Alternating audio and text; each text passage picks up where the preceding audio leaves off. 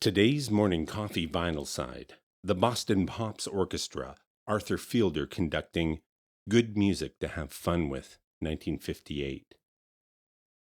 Today's morning coffee vinyl side is actually a late afternoon coffee vinyl side as we recover from a monstrous windstorm that managed to take out our power last night and left us in the dark until around 2 p.m. this afternoon.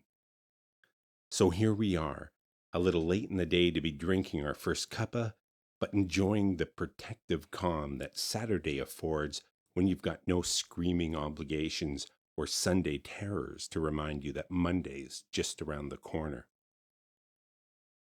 We listened to today's album with a detached indifference. It's hard to get excited about the Boston Pops. You've really got to enjoy the light fare of the not quite first chair orchestra as it was presented back then. But I say this as a conservatory and university trained classical musician, which means this wasn't really made for me. After the spin, we queued up a CD, the Tragically Hips Fully Completely, and let it spin. I laugh. Yes, kiddos, CDs spin just like records. And it's sublime. A sublime musical experience. Haunting, revelatory.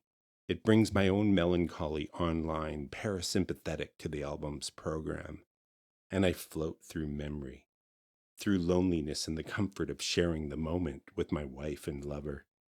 She's reading off the lyrics, taking an active role, shepherding us through the journey. She's a traveler too. I hold this Boston Pops jacket, looking at the illustration by sometime Playboy magazine and Esquire and New Yorker artist Eldon Dedini, and wonder, what were they implying here? Digging through the liner notes by Robert A. Simon, the former New Yorker magazine music critic writing 10 years past his prime, I look for coded messages. Innuendo abounds with no sense of the moment or the time. The whole program is atemporal, out of step, both with what it thought it was and what it was or is. What does it mean to be out of step with what you are? But Gord calls me home. We've moved on to day for night, and the groove aligns with the period of my breathing. I live.